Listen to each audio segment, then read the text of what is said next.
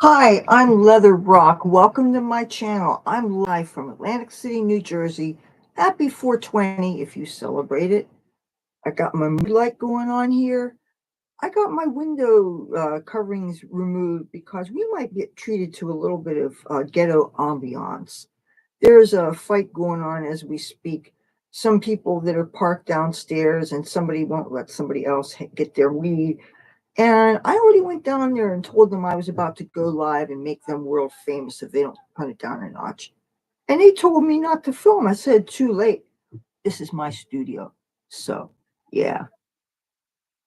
Oh, and I don't know, somebody gonna smack a bitch or bust a cap off somebody's ass or whatever. But how was your 420 today? Did any of you get to celebrate? Oh, by the way, my apologies to anybody with epilepsy if you see any of that flashy stuff. But since you know it's being used, just don't look, okay? And if I go to low battery, I'm going to have to move to back wall where you'll get to see more of the light. Anybody get to smoke any weed? Ah, weed a little bit. We can kind of vicariously share it. Um, I had a really weird day. If you didn't know already, my mother's been in the hospital, and I had planned plans to go and do something this morning. And even though it wasn't raining very much, I didn't want to be carrying electronics in. I wanted to get a tech lesson at the, and then there was something going on in a park, and oh, you want to see some ghetto fabulous people?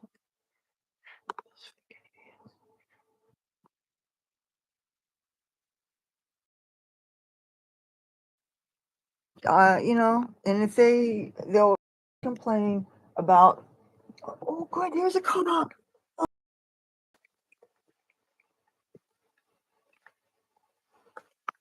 So I don't want to catch my computer on fire here.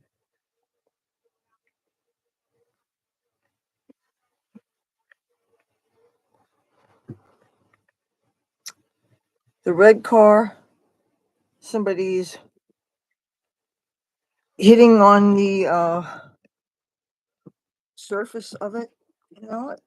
And it's a shame I can't open this window one hand.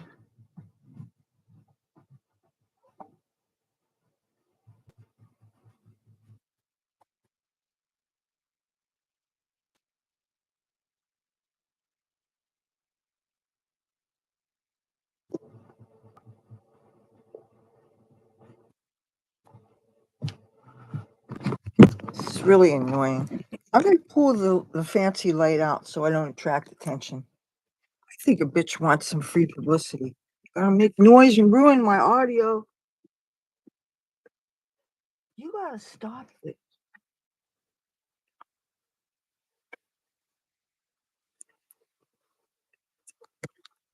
Okay, guys, gonna get a lot. Look at this.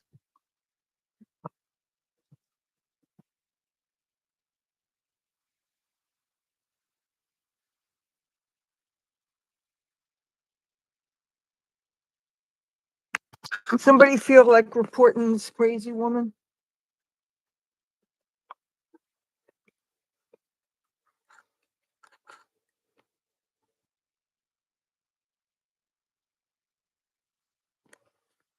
Call the cops. You know what? I think I'm gonna make. This is not necessary. This is not.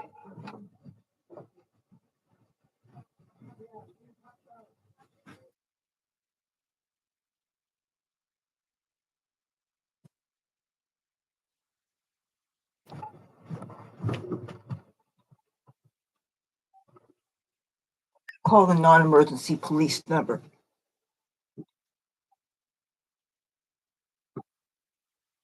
Too bad I have it memorized.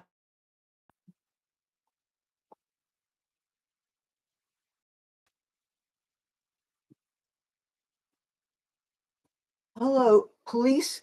There is an incident going on downstairs. I'm in the second floor walk up. I'm trying to do my live stream that I do most nights, and there's a woman that is kicking and hitting on a red car roof and a door. She's having a dispute with somebody over property that she says belongs to her. I asked them to tone it down. They wouldn't. She's banging on the door. I'm afraid they're going to get into a fight or something. It's on the corner of, I want to say this quietly because I'm streaming live, Texas and Pacific Avenue on the Texas side, right in front of, you know, that church on the corner? Please come. She, Texas and Pacific on Texas Avenue. What? Black or maybe Spanish. I think she's black. She's wearing a light colored jean jacket. The car, somebody's obviously inside. You could see the red taillights, but she keeps on banging. She's yanking at the door and banging at the door. And I think the other occupant is locked inside and they're making noise and she wants her stuff back. And yeah, please send some cops, please. Thank you. You know where it is, right? Oh boy. So hopefully the cops are on their way. Talking about ruining a buzz before it even starts. But you know what? You can see that I got a candle here. And this candle is because I don't have a lighter. But let me tell you about my day. Rain, so I was not able to go do the thing at the park that I wanted to do. And that also meant I was not able to go to City Hall and do the live stream that I really wanted to do today. And and then somebody that I knew years and years and years ago when everybody still had their hair said that they wanted to show up at my place at 1 o'clock and give me some weed. And that was the one bright spot that I thought I could count on today. And since I was still getting ready, getting dressed and everything, I figured I could take my time and be all nice and presentable, whatever, and then see where the day takes me after that. Because I still wanted to go and take a look at where that fire had been and get some footage on that. And I didn't know what the weather was going to be like. So I waited and waited, and it was past 1:30, and nobody contacted me or whatever. And I'm getting kind of pissed off. So I said, let me at least go on the boardwalk, get dressed up, and go take a look at Central Pier. All right. So I went up there, and first of all, it was way sunnier than I anticipated. And the only sunblock I had on was on my face. I didn't cover my hands. I forgot my legs.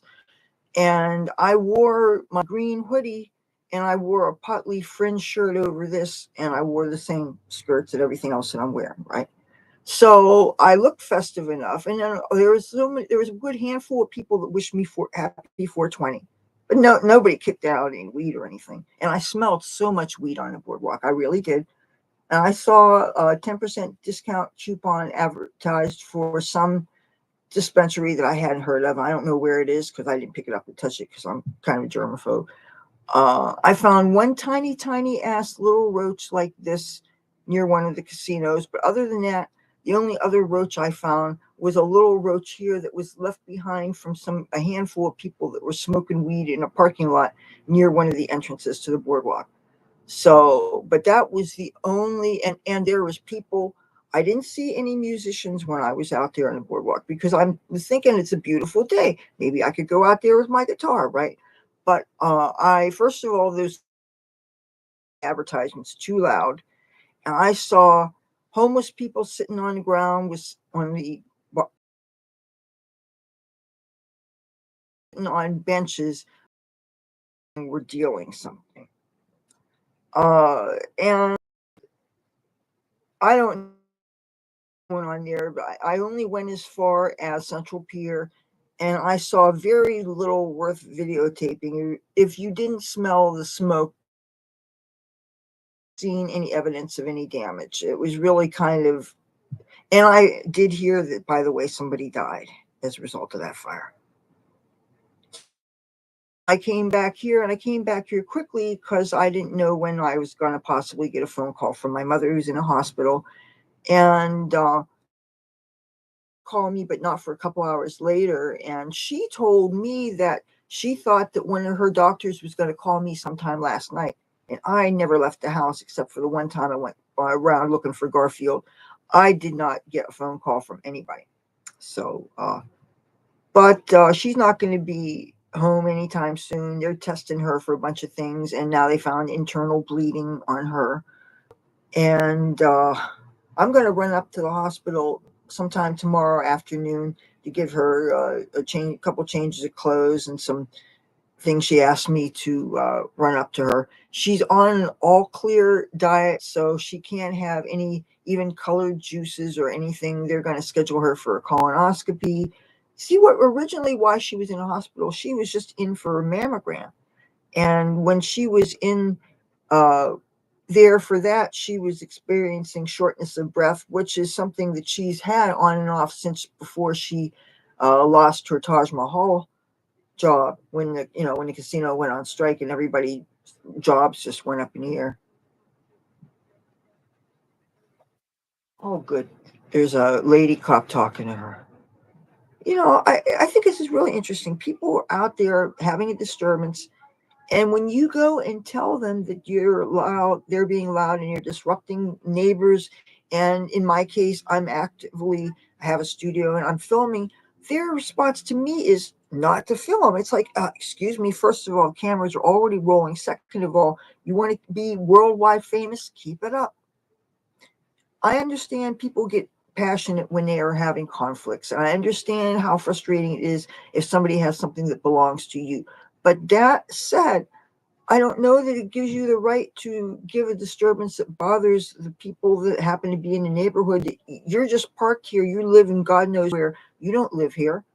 And okay, I could see if you were being abused and you were trying to escape. Then yes, how get my attention and I will call the cops and I'll do something about that because I would want to for somebody to intervene if I was being, kidnapped or being abused or something. Yes, we want a bystander to give a damn.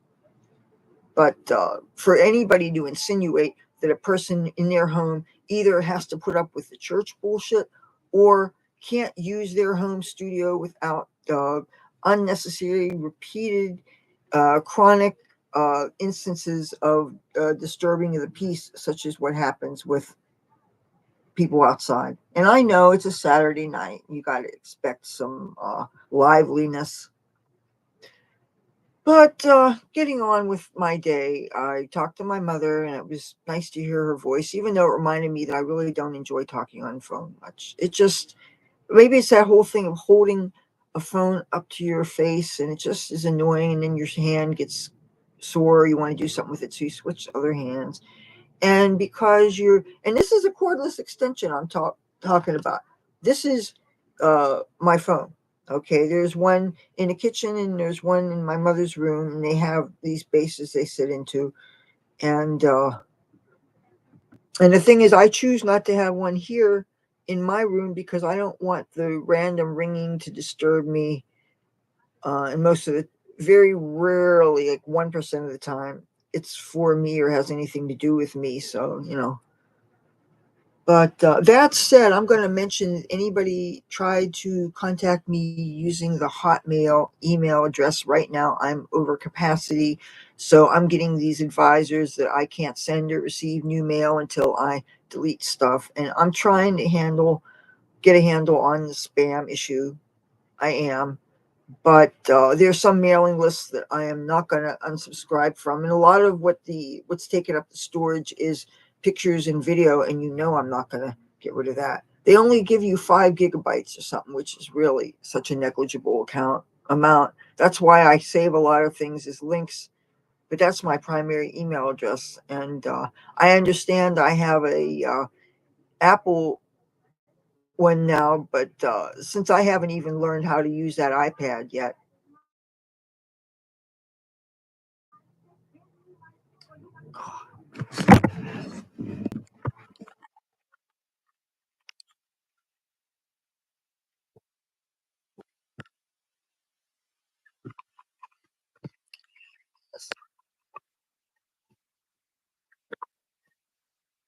Oh, I'm seeing there's at least one uh lady cop here that has a hijab. Well, she doesn't cover her face, but she has the hairs all covered and stuff. And I think that may be the same cop that was one of the cops that has come over when we had noise complaints about the church, when the Spanish church is acting up. And they literally have this real serious reluctance to interfere in certain things, to the point where I really do get the feeling that a person's home is not their castle anymore, and you really don't have rights to the comfort and safety and sanctity of your own domicile, a place where you have a key that sticks in the door and you can lock the outside world out, and you should feel safe from intrusion. I don't know that that's too much to ask. And for what these rents are, I just don't get it. And why a religion feels that its expression can supersede the comfort of other people. I mean, I can understand if they were all in the same church in the building, then you'd expect, well, if you think it's too loud, well, either get earplugs or maybe stand outside. But if you're not even involved in it, why should you be made to suffer? I just want to smoke a little bit of weed right now. And and I know I could put the curtain down and I could, if I wanted, put the fan on, but then somebody'd say that I wasn't coming in loud and clear.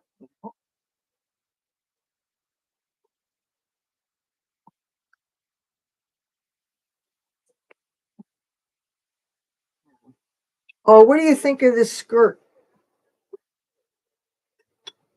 There's a story behind this skirt. This is one of these things that I actually made from some clothes that I found, some children's clothes, that this was actually part of a little dress or something, and the whole thing was obviously made for a much littler person. But the skirt part I was able to do something with, even though the skirt's actually a little on the big side because it has a whole lot of stretch, as you can see, but it has built-in pockets. And pockets, there's not a whole lot of clothes for females that seem to have pockets, especially grown-up females, and pockets can really be useful sometimes. They're not always, I understand, figure flatter stuff, especially if they get stuff put in them, but pockets can be handy to have sometimes. Usually the only time I get pockets is if it's a jean skirt or something. But so anyway, I'm talking to my mom and I'm kind of feeling a little bit sorry for myself because I'm thinking, what a sucky day today's been. When I know there's got to be parties all over, but I haven't seen any advertisements about them. And I know the other person that I live with is doing a whole bunch of things today. Um, I heard there was a cruise or just around the Absecon Island that he went to. He may have been one of the hosts, but I haven't even seen any advertisement for it. I don't know uh, anything about the promotion of it. I'm not in the cannabis scene in Atlantic City, apparently. I mean, really, as if anybody had a right to own something, a plant that's been around for thousands and thousands and thousands of years, that we are just lucky that we discovered it, you know. And every new generation thinks that they discovered it, and so on and so on. Except now it's legal. Do you want to see what's left of this bud? You want to know the story behind this bud? Well, after I got off the phone with my mother, I decided I would take another walk around the block, see if I could find Garfield. And I took my thing of Temptation Streets. All right. And I could not find that cat anywhere. But just as I rounded the corner, I saw one of my neighbors. And I worry about her because she's being abused horribly. And now I know more of the story behind it. And I would love to do something to help her out, but she has an addiction also.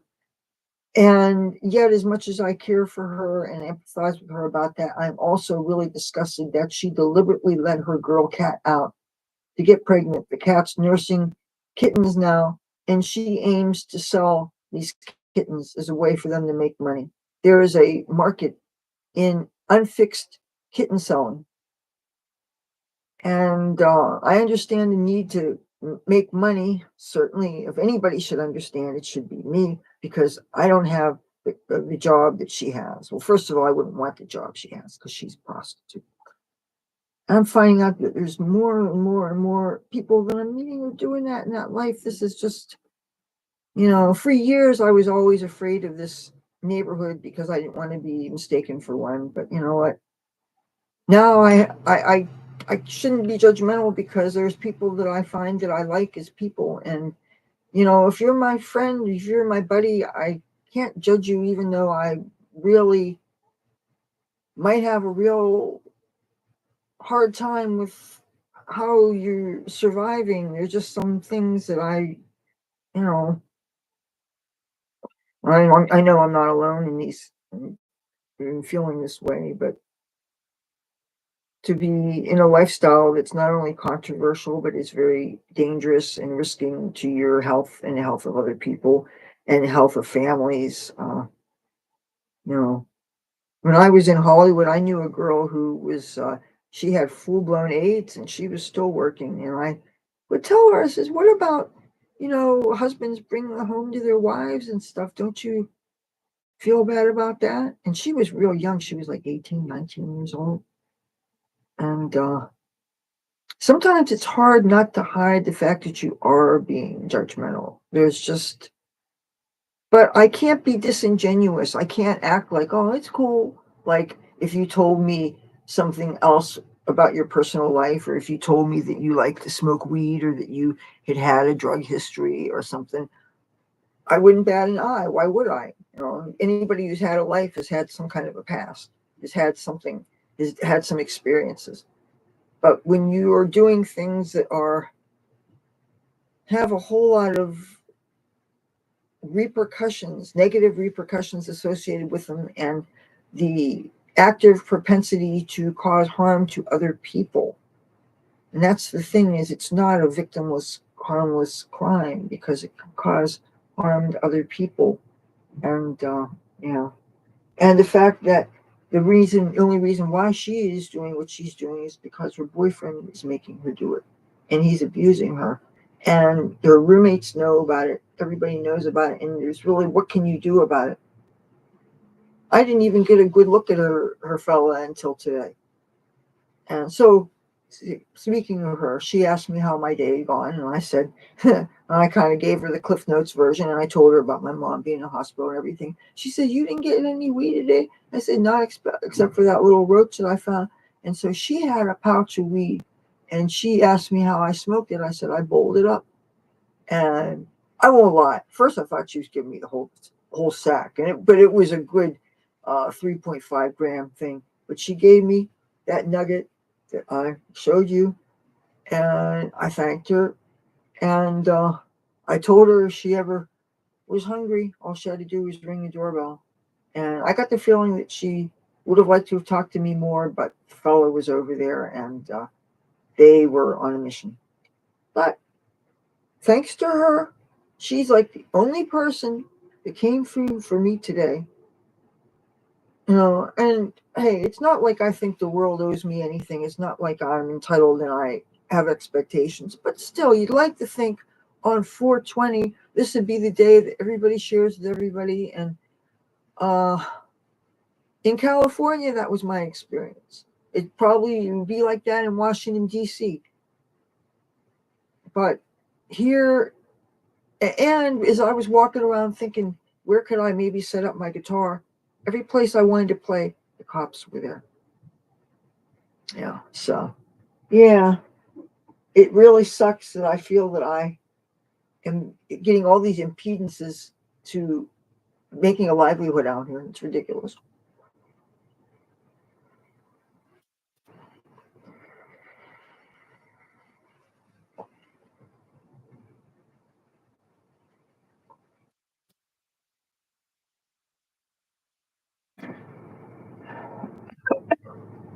Hey, how much harm is a guitar player to society? Has any tourist ever complained, "Oh my God, there is a musician, terrible music. Oh no." Even a player that's not all that good is still a musician. But you can have these homeless people that are drunk and they'll hang out in front of the casino entrances and they'll hassle people coming in and out. You have a cigarette? You have a dollar? You have a cigarette? You have a E. Happy 420. You look beautiful. Your hair looks awesome.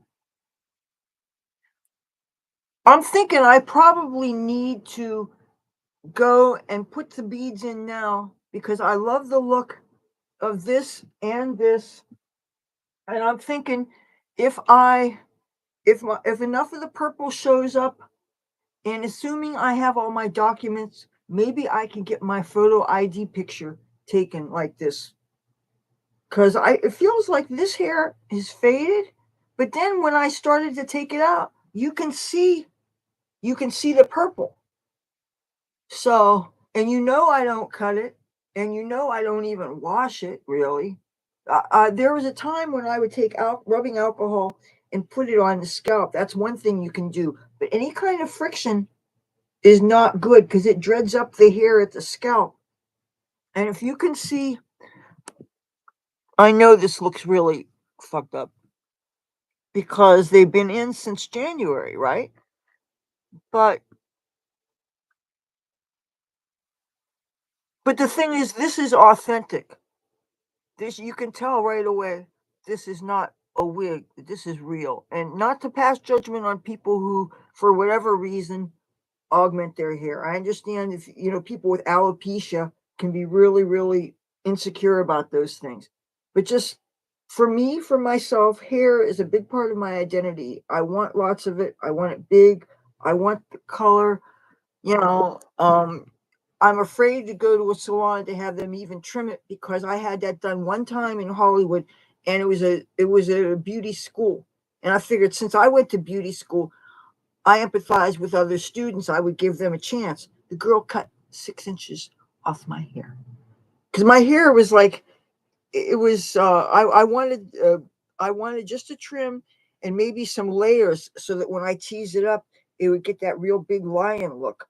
Because you can tease up hair that doesn't have layers, but first of all, it's a lot harder to get it to stand up.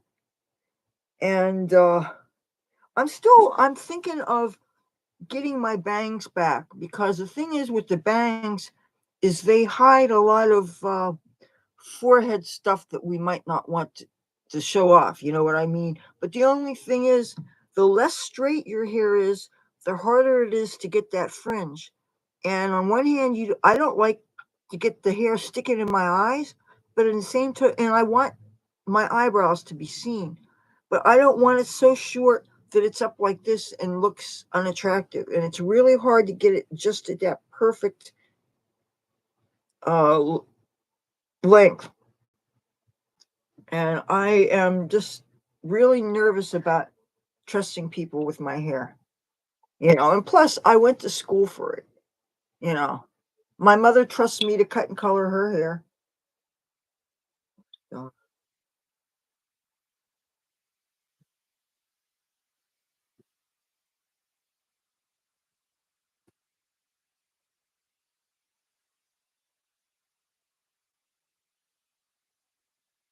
I don't think the cop is still here, but the car is still here. I don't know what's going on. Something tells me, thank you. When I was in Hollywood, I did a lot of hair on for people that I knew around. One time, this gothic girl that lived on the street, she tipped me a pair of high heeled shoes that were real comfortable and were my size. I don't know if I could wear them now, unfortunately, because for some reason my feet are really sore. Well, so I know some of the reason. One of the reasons is arthritis, and the other reason is bunions. But it sucks to think that so many of those shoes I can't tolerate anymore. It just makes me sick. During the time that the pandemic happened and all the clubs closed, and so dance floors were just not an option, just during that time, I feel like my feet changed. And I'm just really bummed out about that. But anyway, she tipped me a pair of shoes that only cost her, I'm sure, $5 at the time. Because there's places where you can get the 4.99 shoes and stuff. And what's with these people? Oh, she's still trying to get that door open.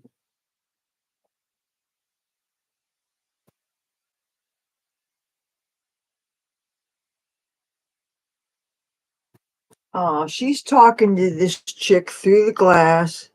You see, I don't understand why police don't resolve things. Isn't that what we pay them for? They're supposed to. The slogan says "Serve and Protect." Well, who is being served here? Who's being protected?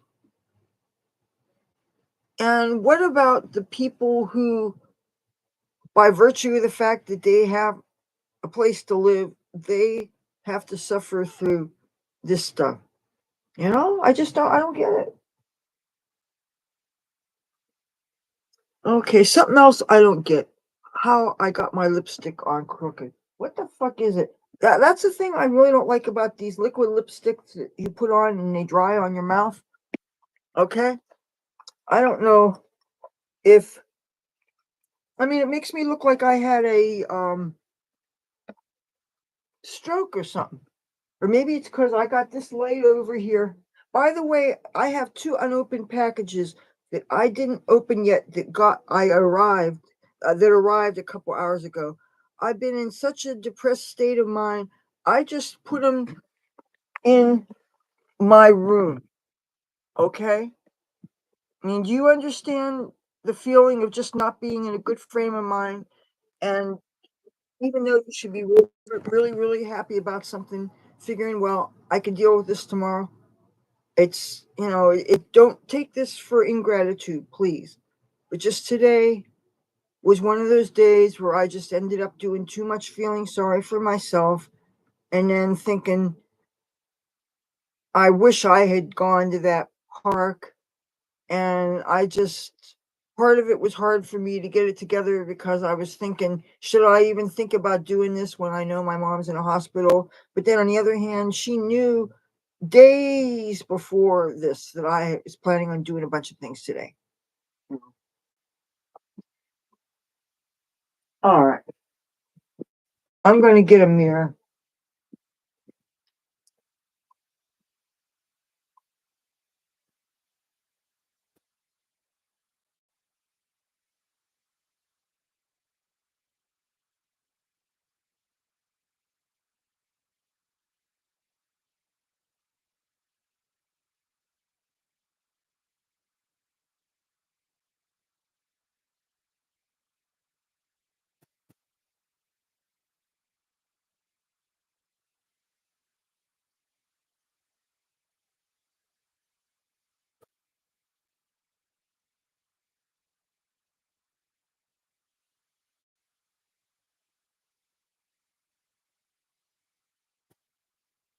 Yeah.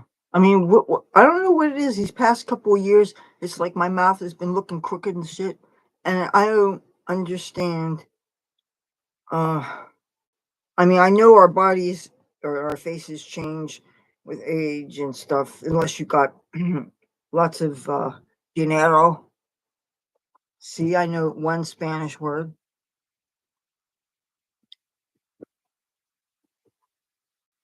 Oh, I keep on hoping that the car is driven off, but there it is.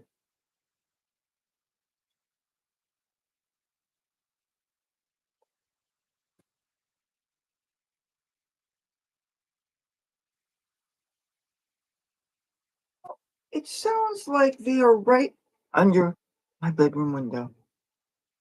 Do we need to go downstairs?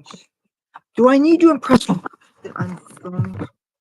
Maybe if they see a camera, they'll shit some bricks. I'm tired of this. Don't I have rights? Don't I have any rights at all?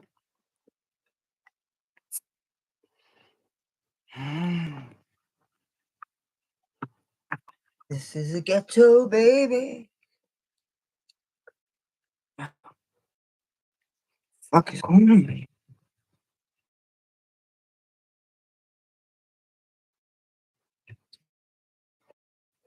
I want you to witness.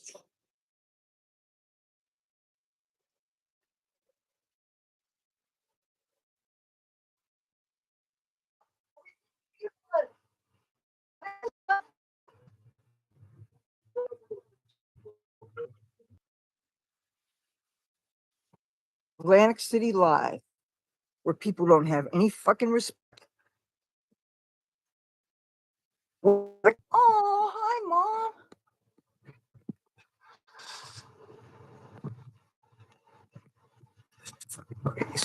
Saturday night, Atlantic City. Crazy time. I don't know what you guys who like to visit your see in this place. I don't get it. It's fine, maybe if you have a nice hotel room. If you like spending too much money on what can be very good food, I'll use uh, and I like people, you know. Oh, you guys have a special video or two tomorrow. Half. I don't think it's even 2 hours, but I really want people to watch it all the way through and with the sound up because I can't wait to get people's reaction. I hope I don't have to go back down there. But you got to look at the person. I don't know why the police didn't do something. See my guitars that gently weep. You saw the.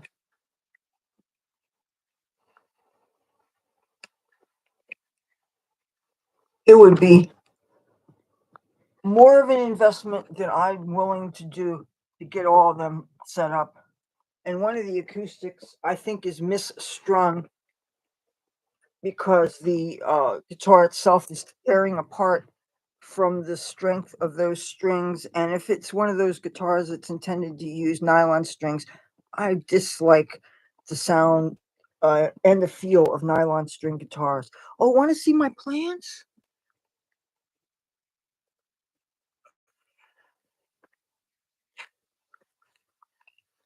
I don't know what half these are. Whoops. We obviously this is clover, but these right here, how I got them, I rescued them from growing alongside a wall. It has these beautiful little, tiny little purple flowers. They don't here, maybe because they don't get the sunlight. Laser guided opossum launcher. Hey, welcome to the little bathroom. This is the what is known as a half bath. It has a sink and it has a toilet. And this is clover, and this is whatever this is. This thing here, believe it or not, is from a potato eye. It's actually a potato, and that's growing in this. And inside here is a tomato seedling right here. I don't know if you can see where my hand is. You know what? You didn't see where my hand is. Oh, okay. Here. This is tomato seedling in here. And this here is a potato. I stuck a potato eye in this pot here. And I don't know what I was expecting out of that.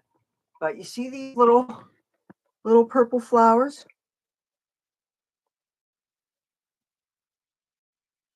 All from a plant that I was going to freeze down or be plucked off and thrown out by whoever maintains.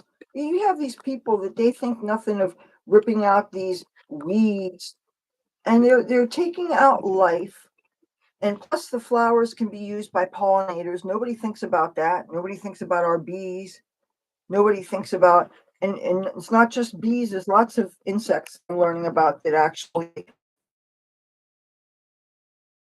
serve as pollinators. I didn't think of myself as a person that appreciated a lot of the insects, but ever since, well, actually, when I was a little girl, like 6 or 7 years old, I was in a club afraid of bees, period, even though I soon learned that why yellow jackets were able to keep on stinging and how fatal it was for bees and how otherwise bees are important. They don't uh, attack unprovoked, all that stuff. Because kids are usually afraid of bees. But anyway, until very recently, I didn't have appreciation for a lot of other insect life. And there's this group called entomemology on Facebook that it started off showing these beautiful close-up pictures of spiders, and even spiders that a lot of people consider to be very dangerous. And I guess it really does desensitize people to some bug life, and they're showing all kinds of things, many of which I've never seen before, and some that I find I've always appreciated, and a lot of people didn't like those house centipedes. I guess the ones with the real long legs, and they're like brown and beige striped, and I think they're beautiful. They look like kind of like boa feathers on them, and they just look so fluffy and pretty.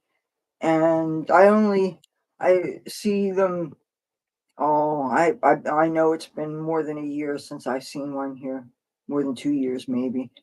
But I've only ever seen them in a bathroom, in this bathroom or the full bath down the hall.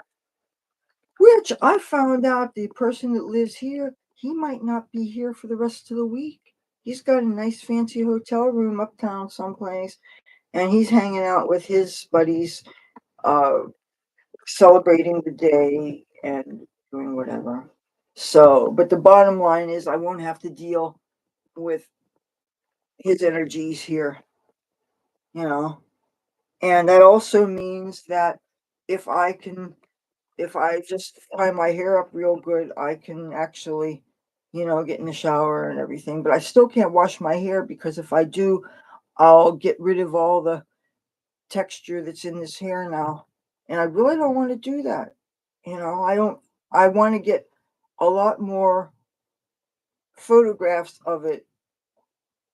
And I'm in the process of taking out this other braid back here so that I can just have the braids in the front, have this undone here so that I get all the texture and the color.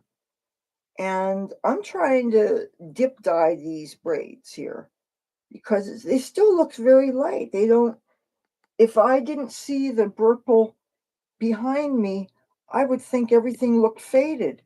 And I tried to use some Easter egg dye on the back of my hair where you only see the platinum white, and that showed up for like one day. But then I think that little bit of rain, I think it got smeared away.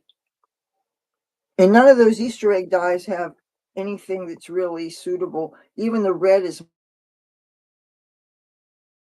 more like an orange, and there's a blue. The purple just looked like an orangey red, really. So, but there's two other brands I haven't tried. Because the thing is, I don't want to waste my real bona fide hair dye on unwashed hair that it would be too dirty to pick up the color. Yes, that's how I film. My first computer was 22.1 inch Acer Aspire. It weighed just over 19 pounds. But its webcam only worked one time. Yes, that's how I film. That's how I film. And if I set it down someplace, sometimes it's on top of a trash or recycling can or on a park bench. I'm a germaphobe, so I try to clean the surface off first using those antibacterial wipes. You can get them in the casinos. You used to be able to get them so much easier during the pandemic when it was more in full swing. Now you have to really hunt for them. I would go in the casino with a plastic Ziploc bag and have it in my purse, and I would get as many as I could before I finally started getting attention of a security guard. Then I get the hell out of here. But I wanted to go to the library today and maybe get a tech lesson. But number one, I was afraid of the rain getting on my equipment. Number two, I was going to be having a laundry cart with wheels on it because there was something going on in the park. And this library does not let people with carts of any kind in the library. And it's like I've seen little old black ladies in that library with carts full of groceries from whatever grocery stores around here, and they were sitting at the computer thing, and nobody batted an eye. And when I dared to mention something about that, hey, I got a few jerry rigging skills, okay, and some things like one of the things I like to do when I lived in Los Angeles, you know how they have these temporary no parking signs and they're wired. You can use a milk crate that you could stack on a table in front of your bed. If say you're having a say you're going to make a bedroom out of a little walk-in closet, and a walk-in closet is just big enough for a mattress and a bed, and you know how they usually have a closed pole that you hang the hangers on, and there's a shelf above it. I use that as my altar. That I just had to walk on my bed to access my altar, and since I mean I would be using socks on my feet anyway. It wouldn't be like I'd be touching with anything dirty. And anyway, I would have my bed, and I would have this little table that had it had a radio that was plugged in, and all you have to do is put that on static, and it blots out all the noise, so you don't hear your roommates, you don't hear the outside. Your door's closed. You got a fan to keep you cool, and the fan you wire it to this milk crate so that it's mounted aimed where you're at, right? And it's not taking up valuable space that you might need for, whatnots. And anyway, I also had another little separate closet that was just, I guess, clothes and a few things because I have two storages in LA. Well, I had only one at the time. Now I have two. And that's why I need to go back to LA to try to consolidate two units full of stuff into one. And that means getting rid of some stuff, sending some stuff here. There's a lot of homeless people that I'm sure I could kick down some things to. But I did that the last time I was in LA, though. Last time I was there was 2006, and I gave people. No, it isn't. When I first got my first unit, it was like $18 a month or something. I have two units now because the second one I got was in 1999 or the year 2000. And yeah, because the movie Rockstar wrapped, okay, and then there was like that was a really weird time in my life because on one hand that was exhilarating, fun experience. I thought it was amazing. And then I got a 10-day vacation in San Francisco. I stayed at this hostel in central part of Haight. Like it's not upper Haight and it's not lower Haight. It's right in the middle. It's kind of near Buena Vista Park, if anybody knows San Francisco. And this was a hostel that was the Green Tortoise, yes, goes to San Francisco, and then it can go to Seattle and Portland, right? And I love how you can. I sleep in my makeup and everything, and I wake up ready to go. And oh man, that's the best way to get to San Francisco, I think. Unless of course you got a ride because you were on tour right then. That's how I got to tour some of what do you call Hoover Dam. I don't know if we get as much access now in a post 9/11 world, but this was 1993 tour, Southwest cities. I had to leave LA because it was not big. It was not big enough for me and this ex who ended up stealing my car. So I went to Phoenix, Arizona. Okay, and I ended up in Tempe when I had a breaking up of the ways with my stripper roommate. When somebody three in Arizona for a while, and I lived with hippies and punk rockers, and I dip dyed people's dreadlocks. Like I've never seen white blonde haired people in dreadlocks in my life until I ended up in Arizona State University in that area, Tempe, Arizona. And anyway, that's how I met some deadheads that invited me on tour with them for a while. And they dropped me off in Vegas when they realized that I wasn't out panhandling for gas money. I didn't realize that I was expected to be a stranger, and that's not something that I can do. I've never been a panhandler. But that said, I did have a dress that I got at the free store that I sold to somebody. I got $8, and that was gas money, and that enabled me to get a ride on a Winnebago that got me my ride to San Francisco. But it was by way of the Hoover Dam, and it was so cool. And I don't remember much about the Winnebago except it was big, and I don't know how many people got rides in it. I wish I laser guided opossum launcher. You think my content's wholesome? Well, okay, yeah, I guess when I save mice and stuff, that's wholesome. But don't forget my foul language, and I do smoke marijuana on camera. Don't forget that. And do you mind if I smoke a little bit more? But hey, I'm not doing anything else. I'm going to make 20 years sober off alcohol November 19th. And also, that will make 23 years off of chemicals, even though I don't want to count psychedelics in that really, because if I had a chance to do real X and if I had a chance to do real mushrooms, yes, I'd do it. And now they're starting to find therapeutic uses for this. So you notice they're using it for people who had PTSD. They're using it. They're even people are getting into microdosing just for the regular stresses of working a 9 to 5 job. So, of course, they say it should be done under the supervision of trained professionals, and I'm not. So don't take my advice and don't necessarily copy what I'm doing because I think I was very lucky and I was using the things I used to use. We didn't have terrible things like fentanyl now. It's a very, very dangerous time to use any kind of street drugs or even pharmaceuticals because you don't probably know what you're getting. This is why I know I keep on singing this song. I keep this on hand.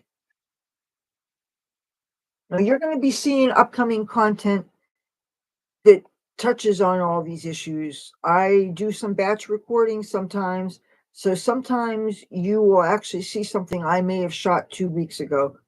But when I go live, I get to catch up a little bit as long as I don't ruin what you're about to see. But I am going to show you the eclipse thing tomorrow. And I'm probably going to be uploading it before 12 noon. But I really want everybody to pay attention to any background noise you hear because that was something I wasn't necessarily always aware of, but it kind of suggests a broader theme. But I'm going to not say anything more about that because I don't want to ruin it. I want to especially have it serve as a way to document an experience that those of us that were not fortunate enough to be in a path of totality. So we were limited in what we could see. Yeah.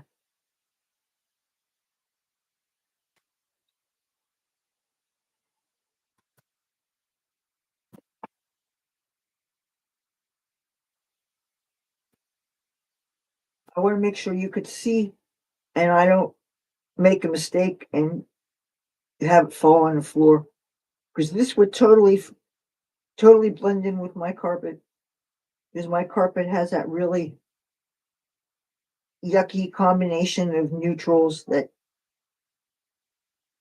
are good at hiding things.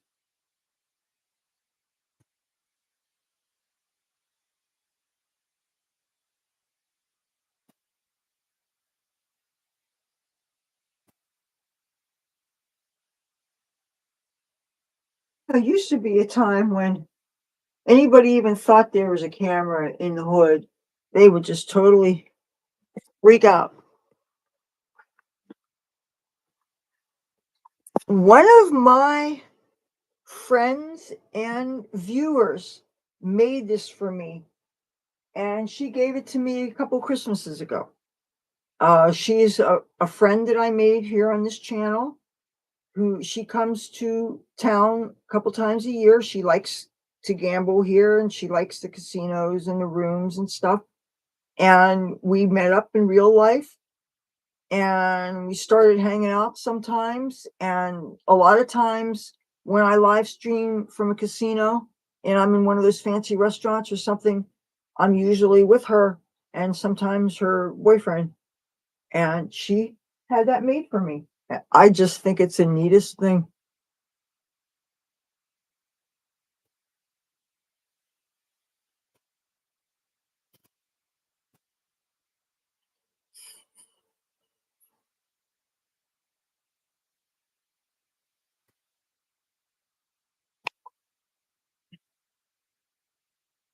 This is my original clapboard.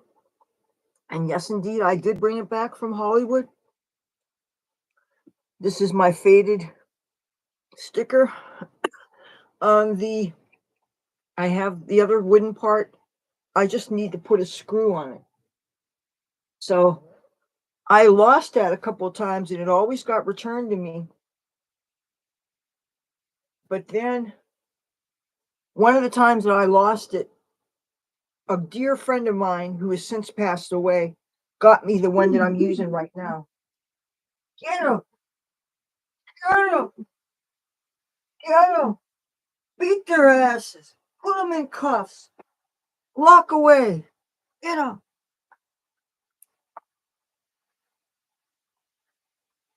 Where did I put the original? I mean, the one that I'm using. I just said it.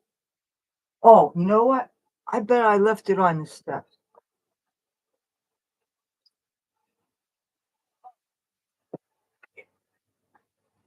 There. This, my friend had me, he died of COVID, by the way. He refused to get the shot and he got sick and he had like a combination of COVID and pneumonia. The last thing I heard from him, he sent me a picture. They made a makeshift hospital room for him in a utility closet, and this was a room that had all kinds of hoses and uh, air ducts and all kinds of things, and you know. But anyway, he sent this to me, and I put electrical tape on it because it actually says Universal Studios. But my mother was telling me the other day she thought it would be more authentic if I actually wrote in this stuff, and so I guess I could use chalk. But then again, you know how that smears, and it would get on my clothes, and you know. But it never occurred to me that that would make me seem any less authentic.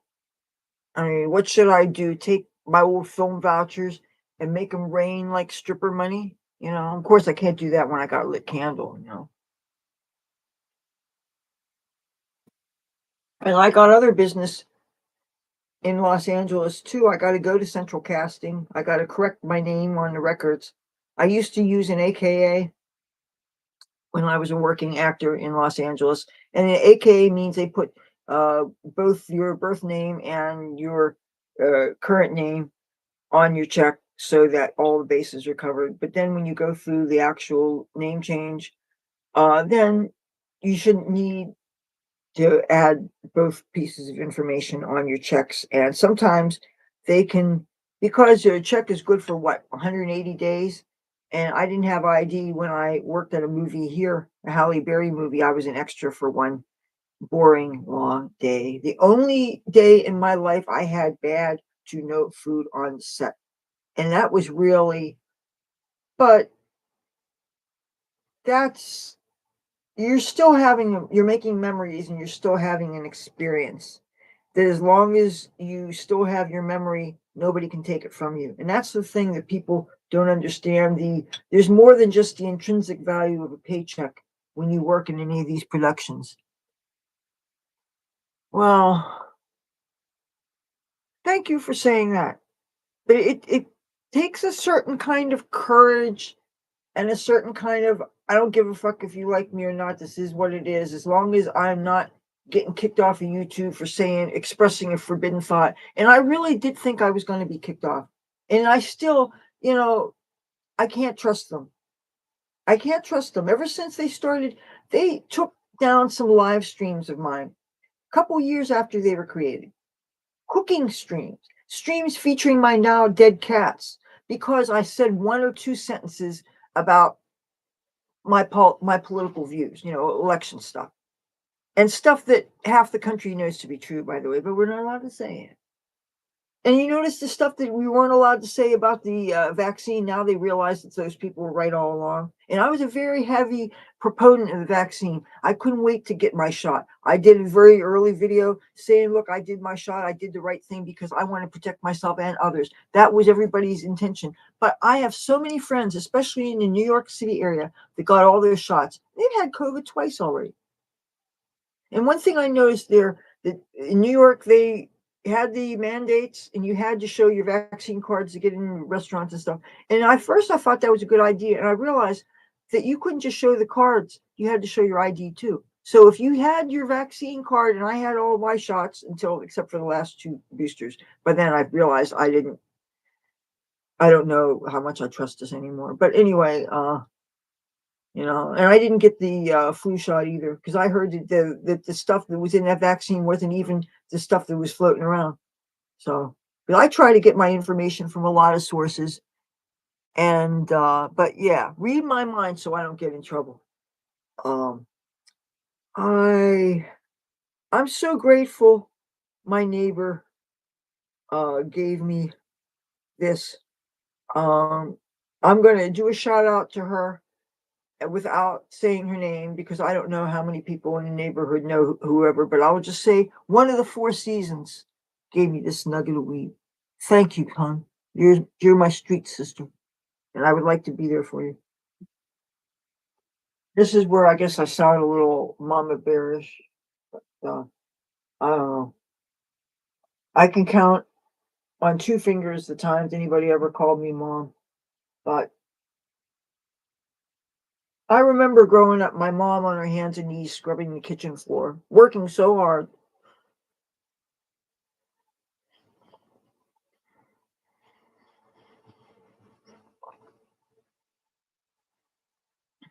My mom's cooking and cleaning,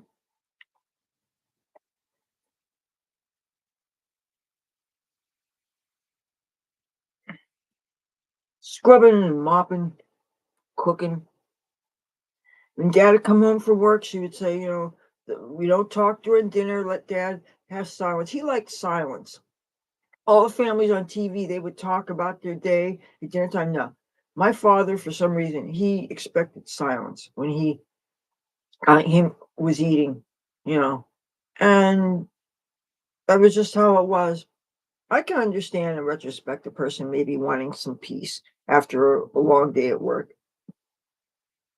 But that said, he was a hardworking man. She was a stay-at-home mother who had been a high school English teacher, and that's what she was doing when she met my father.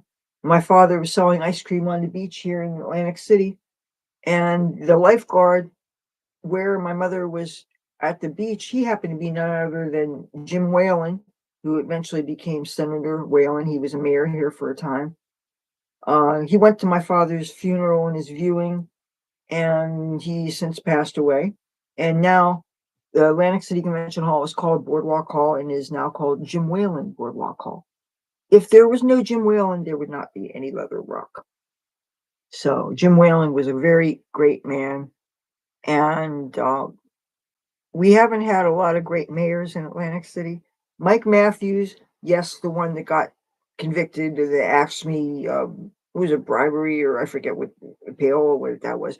He was a friend of my father's, and you know what? That guy got caught doing what thousands of people do, and I think that's really kind of fucked up what happened to him. Uh, I still have my postcard. I finally got old enough to vote. You vote, from the time you're 18. And I was a member of the IBPAT, International, now it was International Brotherhood of Painters and Allied Trades. Well, now they don't say brotherhood, they say union. Got to co-edify everything, right? But I was the first female to join this union as a security guard. They didn't make a big deal of it at the time, but this is the truth. But if you look at the records, you're not going to see the name Leather Rock, but just trust me when I tell you. So this building that they call Boardwalk Hall means a lot to me personally. But that said, I walk on this boardwalk and all I think of is how the police selectively harass people. And you're just trying to survive, make a little coin. And again, what is the harm of a person standing up against the railing or up against the wall someplace, not impeding traffic, not in front of its store, which first of all, they're all blasting music. Why the fuck would I want that? You know? And they hassle you when they have so many people doing fucked up things, you know. My father, yeah, my father was a Korea War veteran.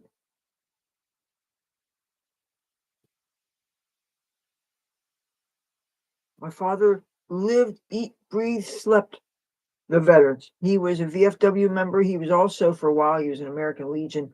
But he was mostly VFW. Sometimes a Brigantine post. I think sometimes a Pleasantville post.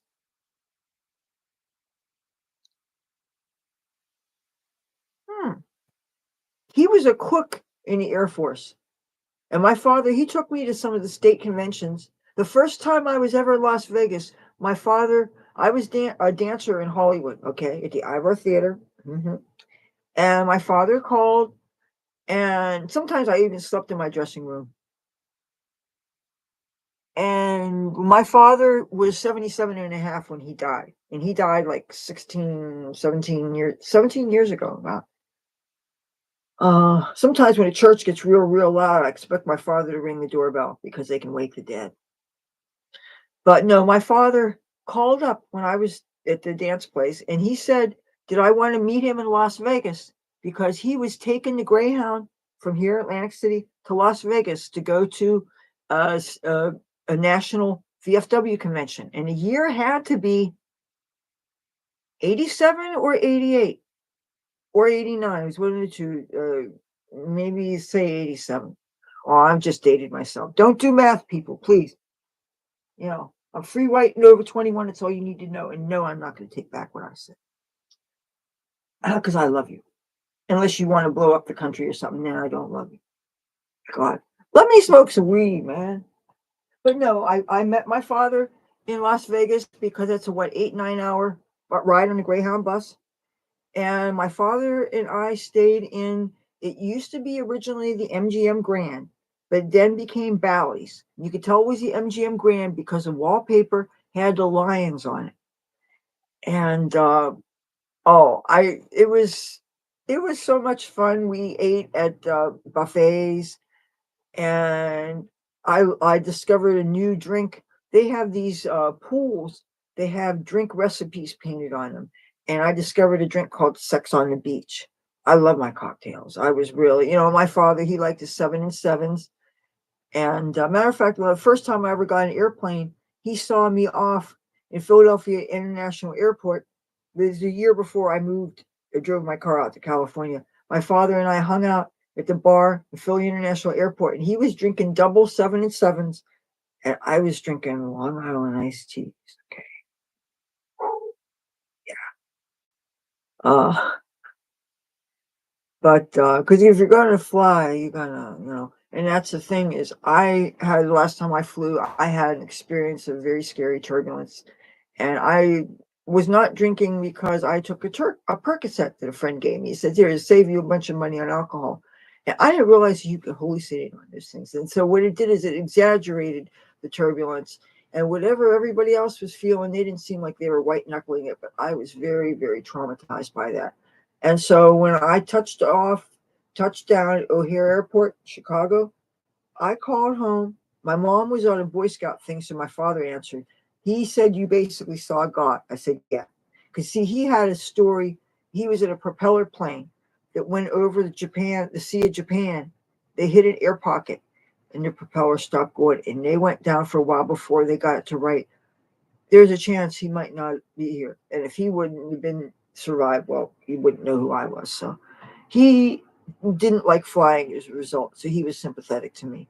Anything my father could do since he got discharged honorably from the Air Force, he didn't mind taking Greyhound cross country, but he never went to LA though. He would only go as far as Vegas, you know. And like there was things that I did which I totally didn't realize were maybe social faux pas.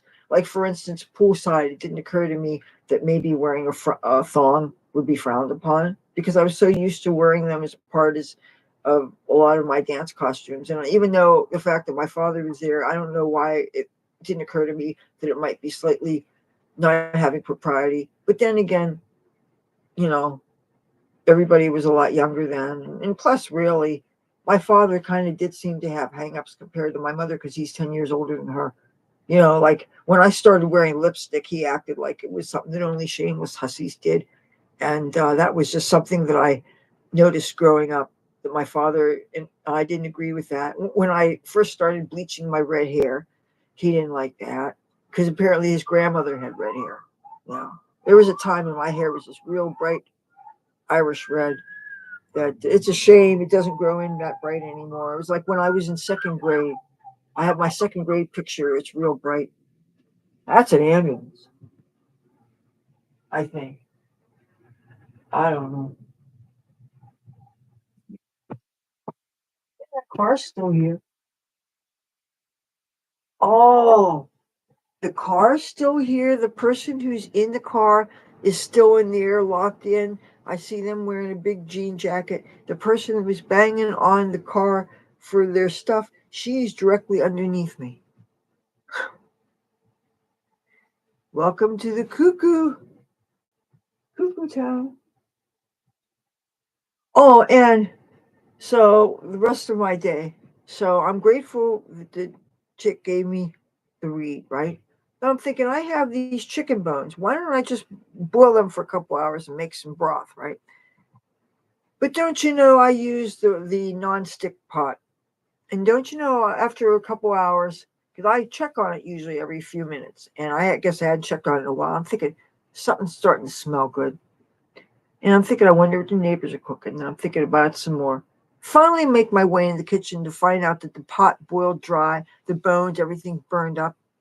So, and again, I don't know if I can do anything about a non-stick pot because, first of all, you can't scour them the way that you can. You can't use cleanser on them and stuff. And I don't know if I may have irreparably damaged it. That I can't do anything. I don't know. I have it soaking in water right now. I'll throw the bones out and throw them in the trash, but then I'll take that out so no cats choke on them.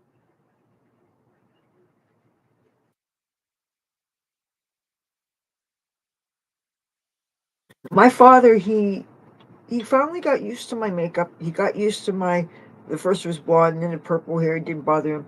But my father never could chill out about the garter belts. I mean, to the year he died, like we get ready to go someplace, and I'm thinking, on one hand, sure, I want to respect the feelings of my elders and especially my parents. They brought me in this world. They were good to me. There's no reason for me not to be respectful and loyal to them. Okay. And plus the respect the veteran thing. Okay. But there's also the self respect thing. And there is such a thing as toxic expressions. And there is such a thing as unwanted dominance and submission games. And when you're finally fucking middle aged and you still having a parent that's going to try to control how you dress, it's like the year we had these family reunions in Pittsburgh, Pennsylvania. Decent guy, laser guided opossum launcher. Thank you for stopping by. You check me out at any time, you know. And thanks for thinking I'm wholesome, you know. Oh, oh,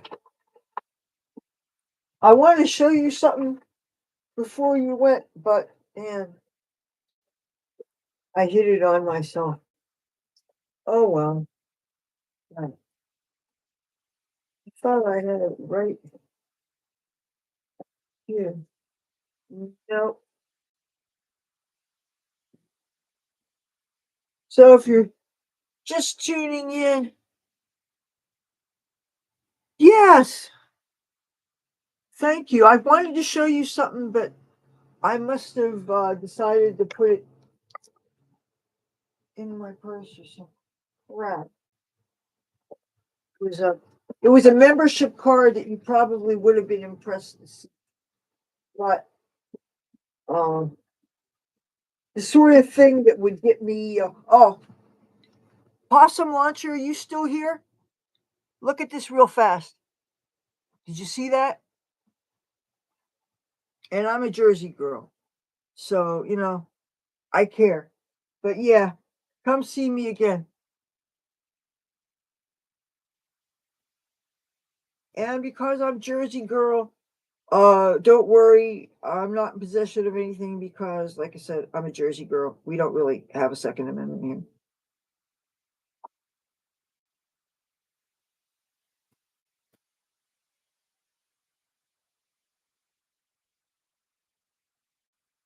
Oh, I heard that they're working on a law in Illinois to protect responsible, lawful gun owners who also happen to be responsible cannabis users so that they're not accused of perjuring themselves on their permits and shit. Because they finally figured out that if a policeman can get off of his duty, off of work, with his service revolver strapped around him, and he can go in a bar and he can pound some down, probably get away with driving afterwards. And again, he has a gun. My mother is in the hospital right now. She went in for routine mammogram, and then she has shortness of breath. And when she had shortness of breath, they decided to keep her in and they took her to the emergency room.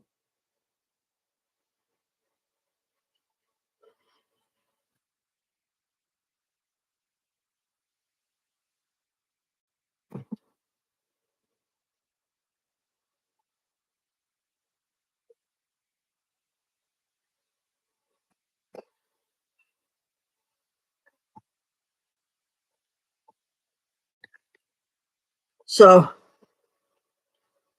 talked to her yesterday.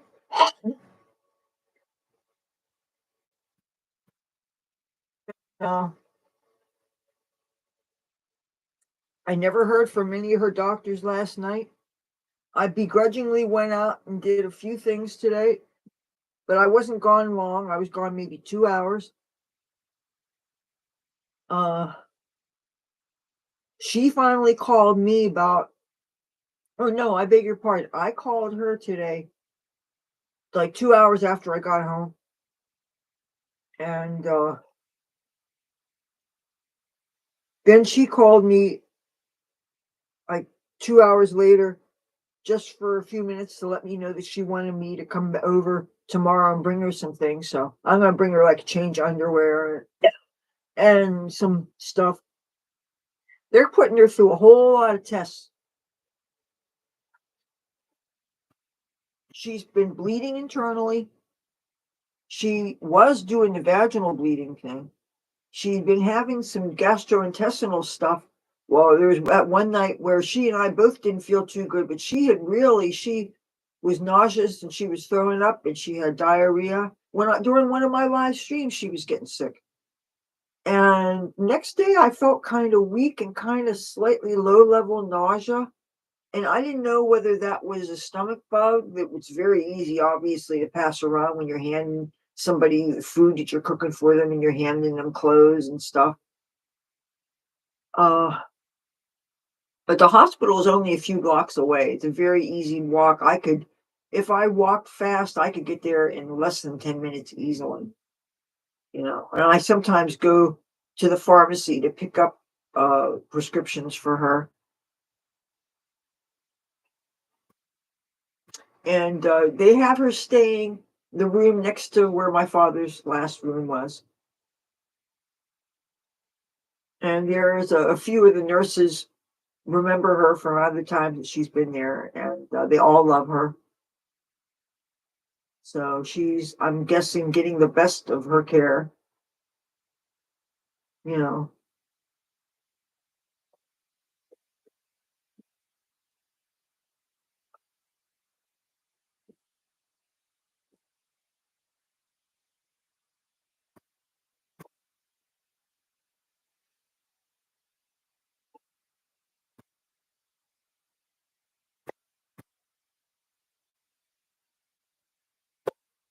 Um, Is this light glowing too much? Should I obscure it?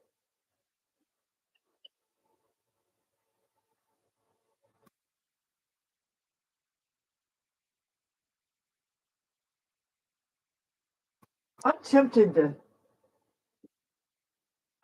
look these things. Yeah,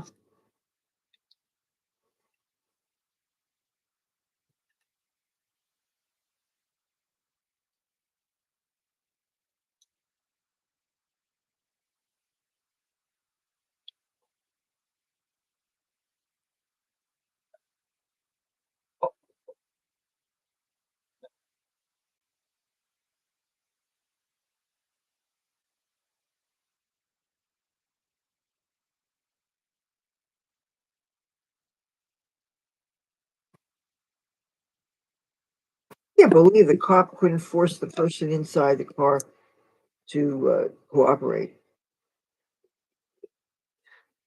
I understand sometimes cops are reluctant to get involved in conflicts between people, but you know,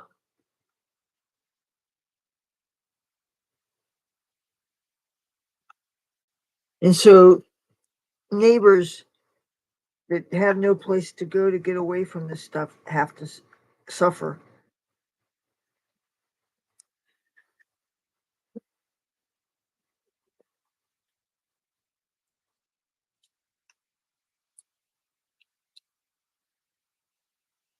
I have no idea what I'm.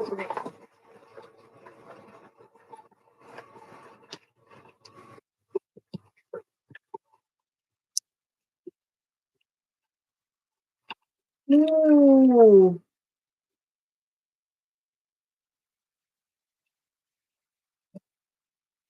Oh, kitty tree.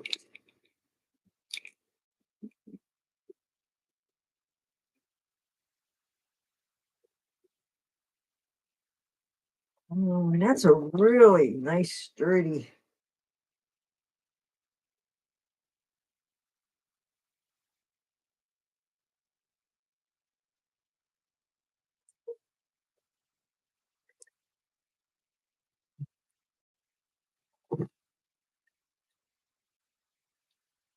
Oh, something for leg cramps. Oh man, I very, very much appreciate this. You know, imagine being afraid to sleep sometimes because you're afraid if you do, you're gonna, or changing your diet. Like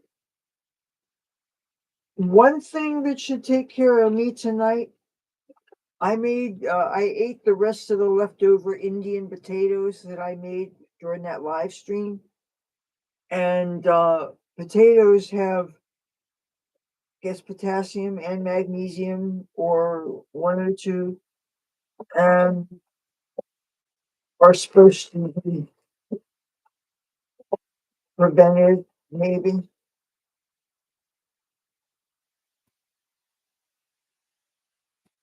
Oh,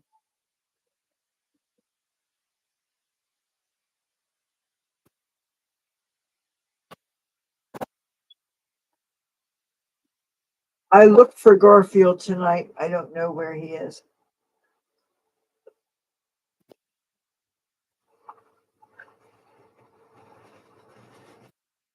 Okay, I'm gonna.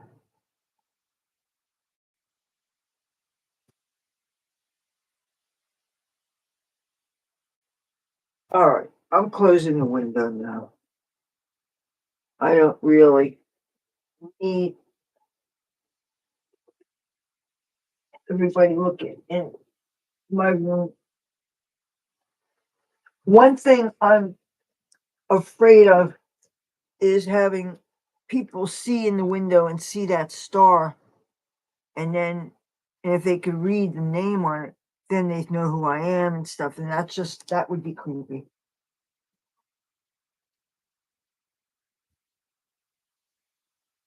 The only time I wouldn't be creeped out by that is if you were my friend, then I wouldn't mind.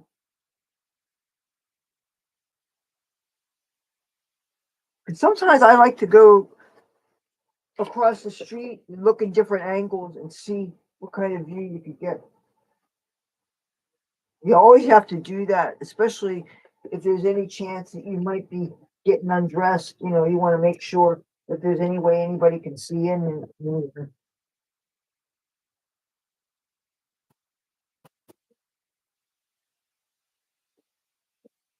Um, oh,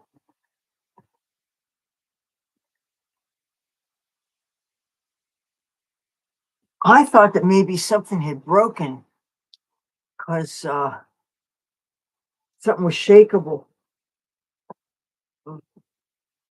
I doubt.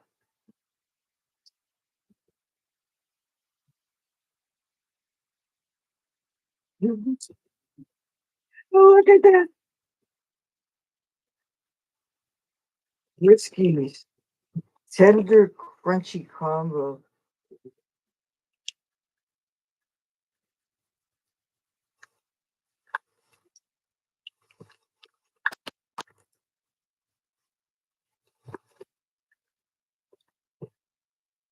You know what's in Garfield's uh, bowl right now?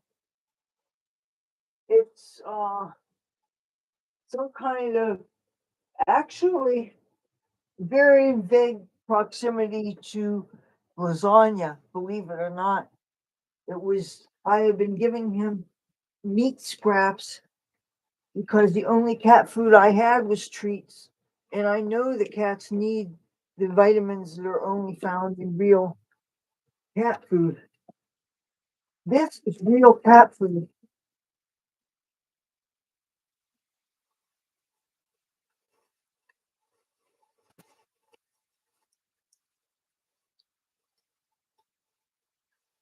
Oh,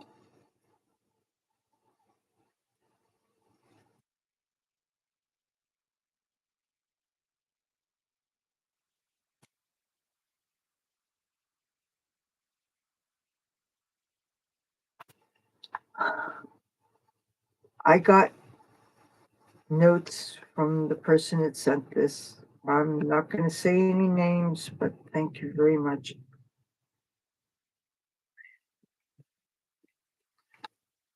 This and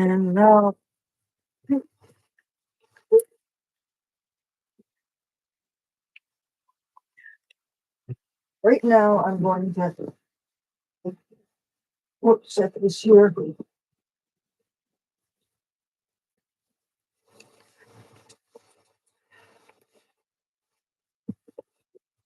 Thank you so much. Oh, yeah. Tender pieces and crunchy bites. Yes, and yes. Protein, antioxidants, and essential fatty acids.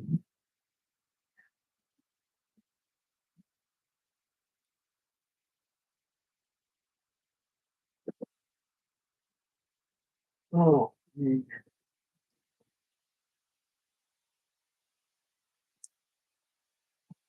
I'm trying not to step on the towel that I put down for the cat.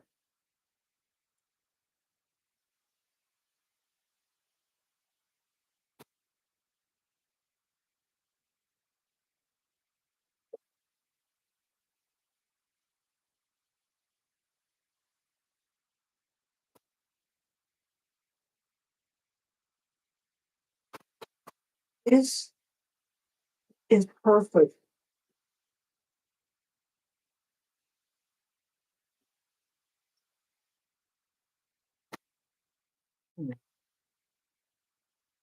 Oh,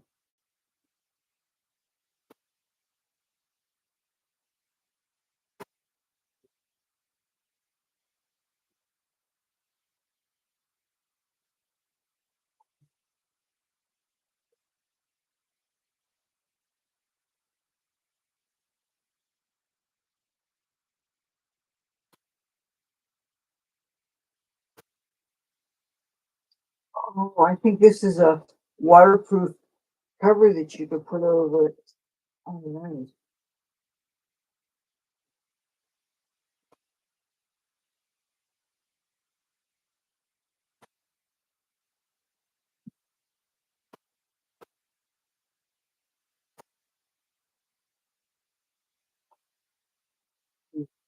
Oh, and this has the hip strap too.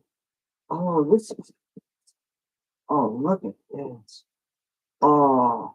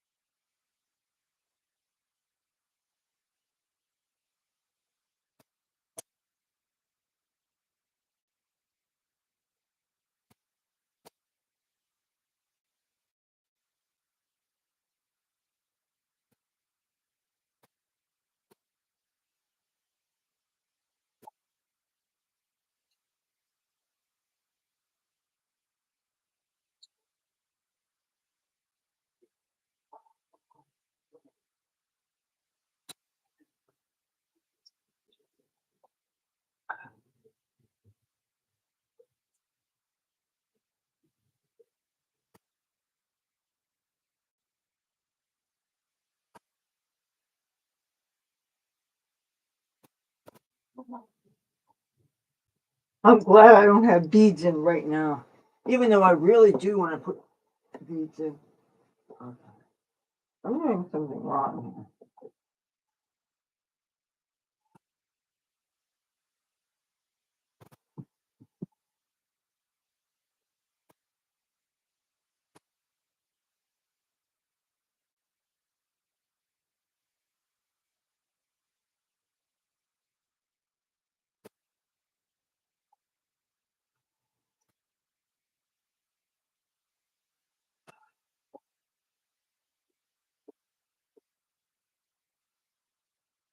All right. Oh, you know what? I'm going to make that as an optional thing here. But I like this document. I could go totally hands free. Oh, man.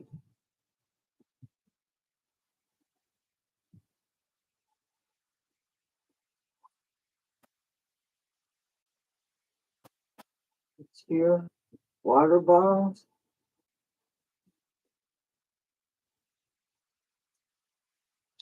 Oh, and I love the padded hip belt. That is so good having that support. I love the padded shoulders. You need wide padded shoulders. This is really important. That way it doesn't dig in. Love that. This has a zipper compartment here. That's great. Love that you can adjust the size on this. This, I guess, would give more balance. You just have to remember that when you take it on and off, not to, have that undone. Lesson learned.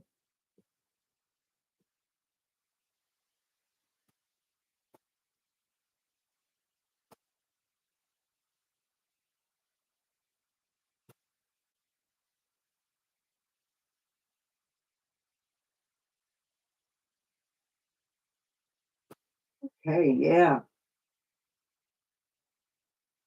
Oh, this is also good because I could see that you can still attach sleeping bag, bedroll to it on the bottom. It'll be balanced and it won't be hanging so low that it makes the skirt right up. That's the one thing I observed when I was doing this in San Francisco. Sometimes the friction would cause my skirt to be riding up. And if I was carrying a bunch of things, like say I'm riding the trolley, you're holding on to the pole, right?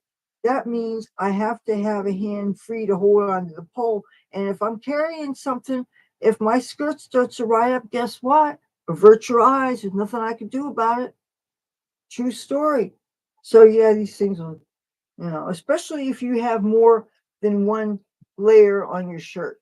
And a lot of times, San Francisco, you just do wear a lot of layers.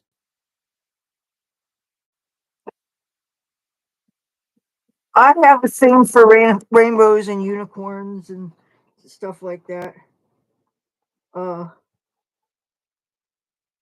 it's probably a very juvenile fashion sense. I apologize, but you know, the little magic wand and I love this shit. There's I guess the Japanese would call it kawaii. If I got to spend a bunch of time in Japan, I would have so much fun, man. The only thing is, I don't know how they appreciate people that don't speak their language, and I just have a real problem with languages. Any language I ever spent any time trying to learn, even those ones where I don't know if it was Babel or which one it was, but I couldn't say the first basic sentence. I couldn't get it right. And so I just, if you have a head for languages, I applaud you. And that's the thing that it would impede me traveling, aside from the fact that I don't like to fly, is that I don't, uh, I don't know how people feel if you don't speak their language.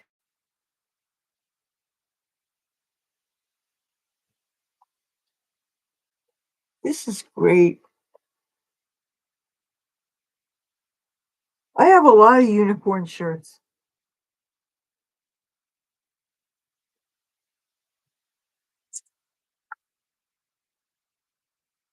And of course, I have the one that I'm very, very, very careful where I wear it because it says something controversial.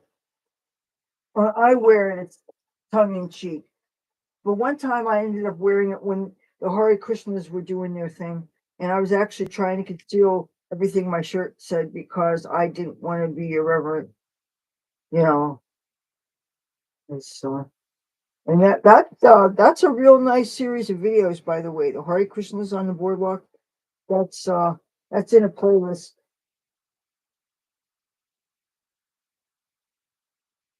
If you ever get a chance to eat their food, don't pass it up. If you like Indian food, you'll probably love it. The only thing is, this time around, they made something with paneer in it, and paneer is cheese, and I don't like cheese, so that's the only time I've ever been disappointed by their prasadam. Now, each Sunday that I'm in Los Angeles, I plan on being at the Hare Krishna temple. I'm telling you, it's worth it for the food alone. And now I have these Indian clothes. I'm figuring to bring one or two outfits or something where I can wear more of my rock and roll stuff underneath it.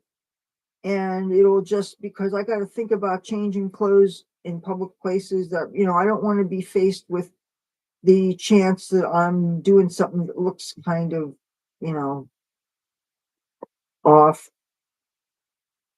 I don't know. I know that things are going to be different than they were the last time I was in Los Angeles. Um, I know that everything is more expensive, and I know the crime's a lot worse because district attorneys aren't making people post bail, and they're not prosecuting low level, what they call low level offenses. What? Because you steal only up to $900, you're not going to get a charge? Excuse me? Just, I don't know. That's one thing I'm concerned about, because I remember before it got this bad, when I have homeless friends that were stabbed while they were sleeping and were held up at gunpoint and had their laptop and their cell phone taken from them on the corner of Western and Hollywood Boulevard at 2 p.m. And Western and Hollywood Boulevard is both a bus stop, and there's a subway stop underneath. So you're talking broad daylight public place. They had to have cameras on it. Can you imagine somebody doing something like that to somebody? And there I am going to be floating around making my YouTube videos around LA. So I really want to learn how to use these smaller devices I have. And that's one of the things I wanted to do today at the library. I figure they have a computer desk. Why don't I take one of those, like the kitty tablet, for instance? Take that and let's learn how some basic things, how to use it. I think it's charged up, but I also downloaded Chrome on it 3 times by mistake. And I want to take the extra copies off it. Yeah, this skirt was actually I cut it off a dress that I found. The dress was for somebody that was about 10 years old and came up to here. And I cut the top off and I said I can make a skirt out of this. And I love the fact that it has real working pockets. You never know when a little pocket will be handy. And I read an article not too long ago about how hard it is to find women's clothes with pockets in it that don't look really utilitarian or that aren't overly looking like, just like, maybe not necessarily flattering. You know how some pants have a pocket that, just because of the way it's cut, it adds like extra padding that is not flattering, and and also where the pleat should go this way, it adds something this way, so it just ends up really not giving a good silhouette. That's the one thing against pockets. And then if they're not the right shape, and it would be good if they would kind of tack them down so they don't move up and bunch up and look unattractive. That's another thing I noticed. This is great. I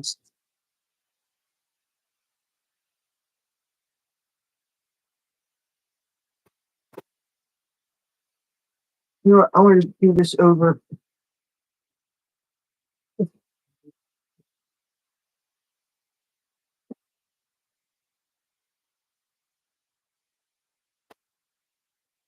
They're not going to be fighting next door. You should have heard it the other night. Something was going on next door. It sounded like furniture was being thrown. Somebody was yelling, mostly male voices, and then I heard a female, and I couldn't tell really who it was. And it was between 2 o'clock and 4 o'clock in the morning. And it was right between here and the bathroom. And if I wanted to, I couldn't hit on the wall because there's a firewall. I would just bust my hand.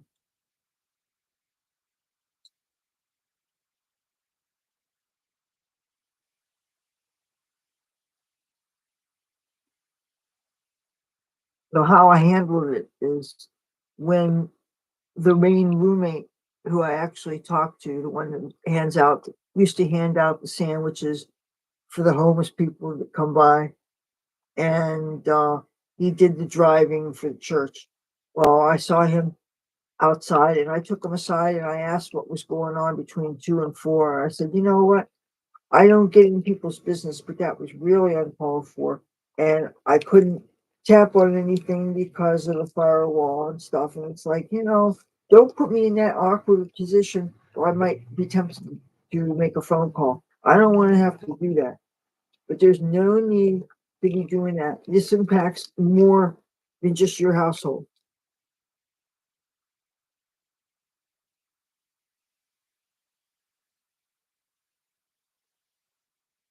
I'm going to keep this protected in this bag.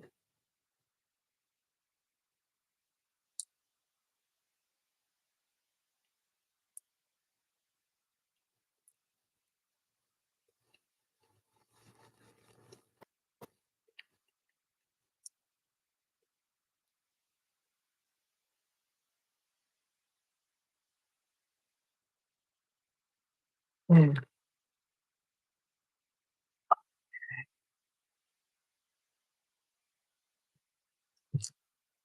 Now, I have cat food bucket here. This is where this is going. This is a bucket specifically for things like cat food and kitty litter. This is the master. This is the big, what is it, 35 quart, 25 quart Sterilite buckets. This has always been the kitty buckets.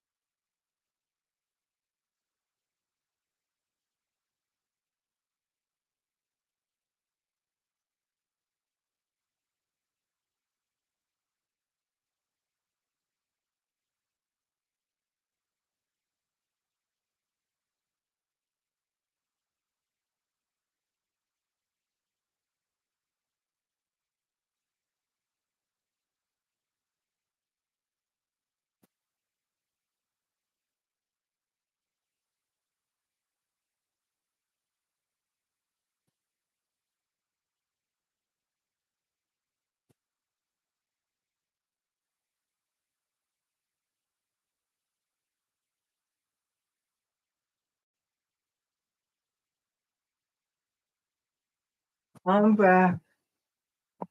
Just taking some laundry from the front room. This is my stuff. The Dutchies are my mother's. I just want to clarify. But the fishnets are obviously mine. And this stuff, I let it air dry. I drip dry. I let it air dry. And sometimes I go and I hang up, see a light fixture. And as long as it's not heavyweight, I'll stick things up there and that lets it air dry real nice. The only thing is it doesn't look good on camera, so. And I also sometimes hang one or two. There's a radiator behind me, but I have a couple of push pins, and I have a system where I have two hangers, and I can hang things above the hangers, and things can air dry there. Matter of fact, I think that's what I'm gonna do. I'm gonna crush this box, big one, take that out with recycling, but not right now because of the conversation. I don't want to insinuate myself into anything.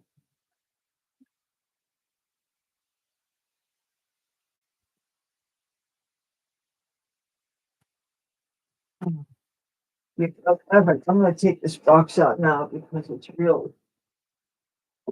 Yeah. Ah,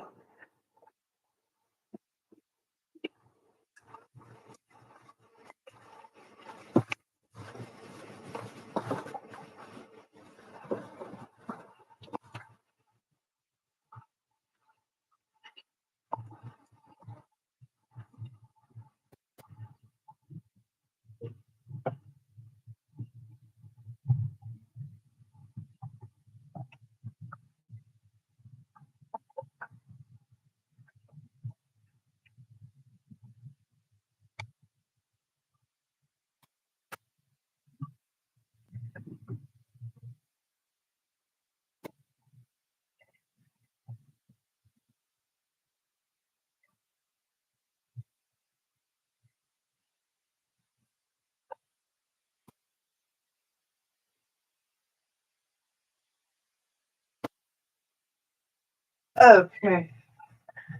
All right, I broke up that box so I can take it down to recycling, but I'm not going downstairs right now because I hear a little bit of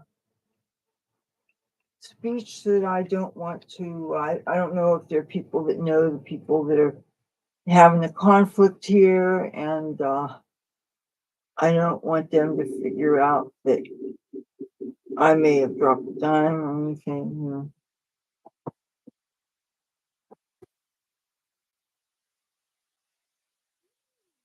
Car's gone.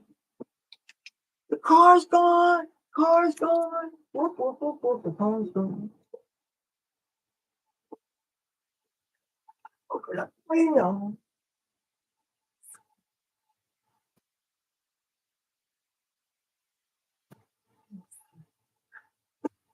Yay! They're gone. They're gone. They went bye bye. They went bye bye. All right. They're gone. Yay.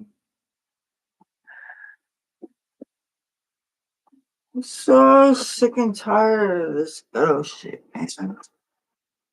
Oh, this is great. I'm gonna. Oops. Oh. You ever see my favorite hat?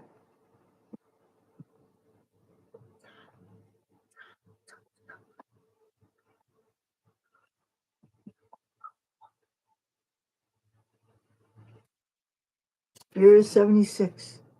My dad took me to a store called Party Poopers to get this hat. Party Poopers, I think, is now called Fromia Party. Maybe now they have even a new name. I don't know. But this is a store out, I think, in Pleasantville, or just past Pleasantville, New Jersey. You get there on a bus and you walk alongside the road and you go. It's in one of those strip mall or those shopping center kind of things, but not it's not like a mall. But I guess there's strip malls, or what do you call it when? Well, it's on one of the main roads. I don't know. But anyway, it's a big party store that has all kinds of uh stuff that you would use if you were throwing a party. Everything from costumes to cutlery and cups and place settings and banners and just all kinds of party accessories. But anyway, I wanted a tri-corner hat because I was going to Philadelphia to Ben Franklin's 300th birthday, and I wanted to wear something that I didn't realize. If I wanted to be more accurate, I would have worn those bonnets that the ladies wore then. But I got this tri-corner hat to wear with a white peasant house. Is that what they call it? It's billowy. It's gathered at the sleeves, shoulders slightly. Oh, they have a name for that. What are they? Mutton chops, something like that. But anyway, and it went in at the waist. It was gathered, and I had this long ankle length purple skirt that was mostly fairly fitting and then went out some. And it was as much as I could approximate sort of kind of the silhouette of the era. Anyway, and they had at the Benjamin Free Franklin post office, they had a Ben Franklin impersonator that looked very like him, and you could get the first day issues for his birthday and different stamps and things. And it was a real nice outing because that's a beautiful part of the city, and you've got the cobblestone streets, and they call it Old City. It's the Revolutionary War area part of Philadelphia, and there's a lot of Revolutionary War area. That whole area has lots of things. Like there's a cemetery just dedicated to the unknown Revolutionary War hero, or the poor ones, or the unknown ones, and that is not too far from Ben Franklin's house, which doesn't exist anymore. But they have a metal, like a total outline of it in 3D that approximates where his house was, and this historical stuff telling you different things about his house. And then there's a museum across the street. Have a good night, Debbie.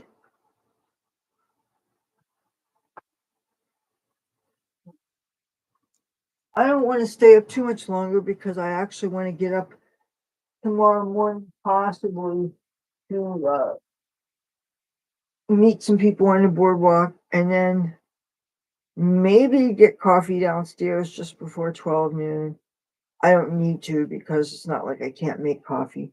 But right now, I'm going to see about putting this cat food in this bucket. Yeah.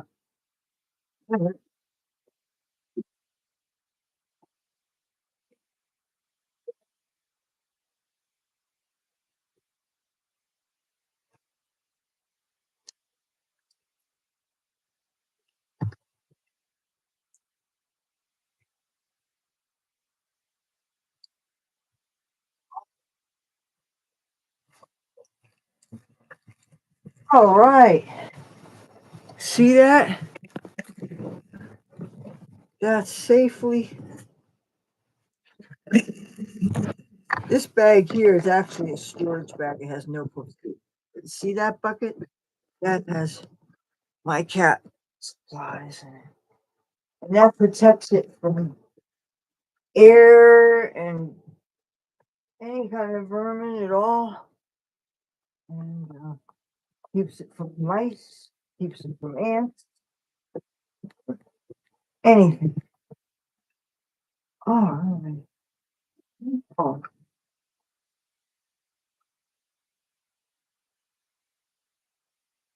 oh, I should put this in here too.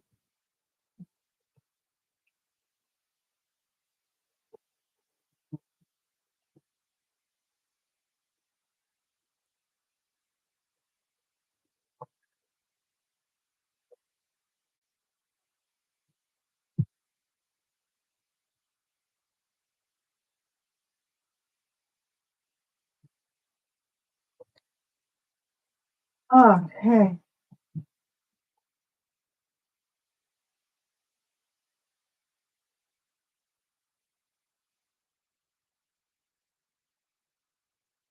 Okay, now I get to satisfy a curiosity. Seems to me I got two kinds of chicken. Uh, oh, okay, totally different brands. This is a Maritime Instant Lunch, and this is a Nissan Cup Noodles. I was beginning to wonder what the difference was between chicken flavor and roast chicken flavor. But you know what? If they're two different companies, my first apartment was in Torrance, California. And that's because I couldn't afford Redondo Beach, and I hadn't discovered Hollywood yet. And the person who I guess was a landlord, he worked for Nissan Foods, and I knew even then that that was this ramen noodle company. But I'm trying to see what the difference is.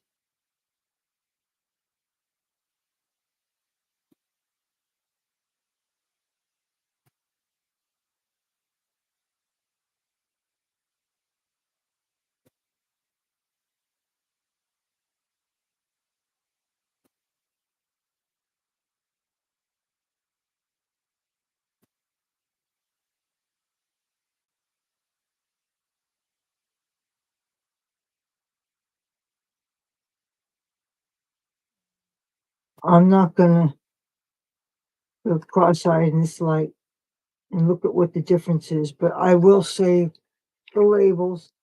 One is 290 pounds, the other is 280 pounds.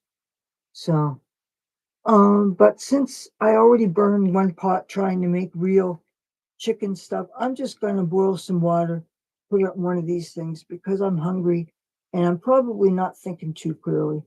I didn't eat all day, honestly. Uh, and I guess I had a little bit of tea, but other than that, and I don't want to just keep on shoving junk in me, but I don't feel like burning more pots either. So I'm gonna end this. Happy 420, everybody. Have a good night, and you'll see that eclipse video tomorrow. I'll see you then. Bye.